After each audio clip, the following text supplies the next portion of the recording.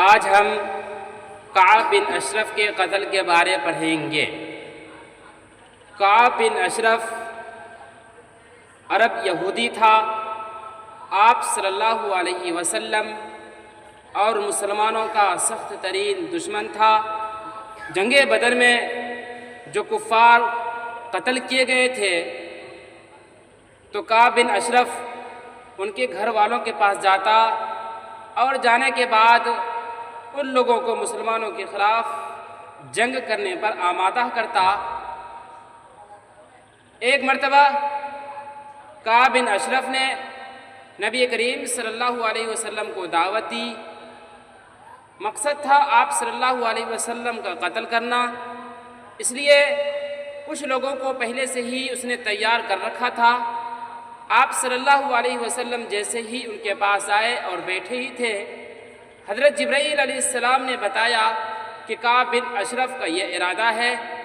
آپ صلی اللہ علیہ وسلم فوراً وہاں سے بھاگے اور بھاگنے کے بعد وہاں سے نکلنے کے بعد یہ حکم جاری کیا کہ کعب بن اشرف کو قتل کیا جائے۔ چنانچہ سن 3 ہجری ربیع الاول کے مہینے میں 14ویں رات کی چاند میں کعب بن اشرف کو قتل کیا گیا۔ واقعہ کچھ اس طرح ہے، آپ صلی اللہ علیہ وسلم نے ارشاد فرمایا، کون ہے جو کعب بن اشرف کو قتل کرے؟ تو محمد بن مسلمہ رضی اللہ عنہ نے کہا، اے اللہ کے رسول، کیا آپ پسند کرتے ہیں کہ میں اس کو قتل کروں؟ آپ نے کہا ہاں۔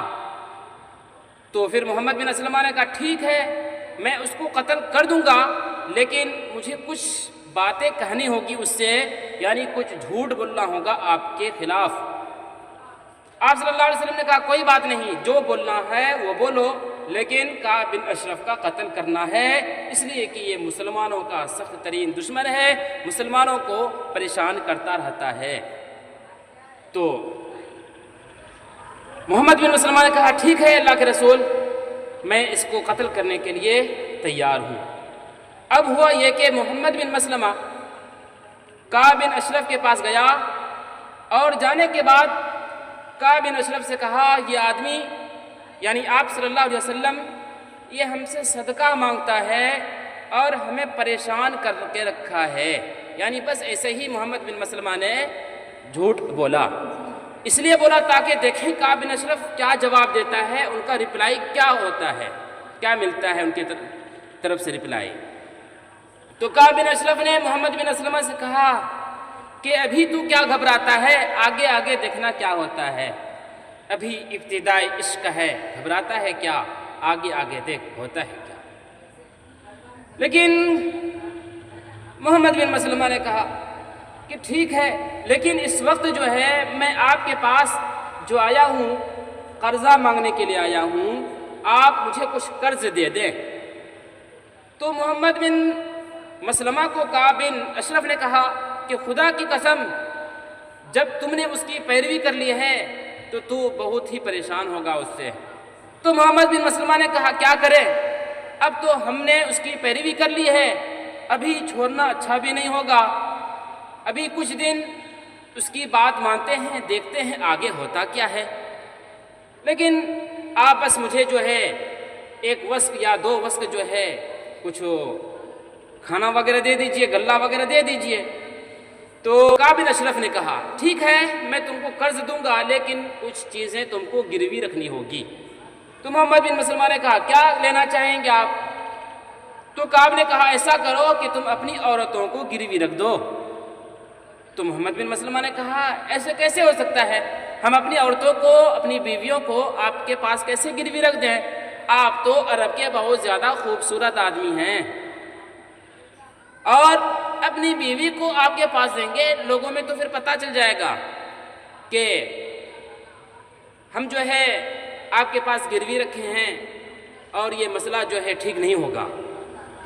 تو اس نے کہا یہ بات تو تم ٹھیک کہتے ہو، ایسا کرو تم اپنے بیٹے کو رکھ دو گروی پر۔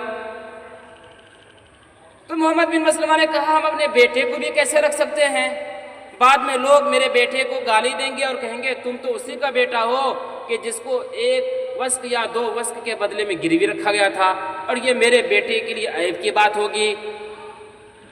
लेकिन मोहम्मद बिन मसलमा ने कहा ऐसा कर सकते हैं कि हम आपके पास जो है हथियार रख देंगे गिरवी। तो काब बिन अशरफ ने कहा हाँ ठीक है, ओके, हथियार रख सकते हैं। फिर एक दिन रात के वक्त मोहम्मद बिन मसलमा और उनके साथ अबू नाइला जो कि काब बिन अशरफ का रज़ाई भाई था, रात के वक्त आए और रात के वक्त आने के बाद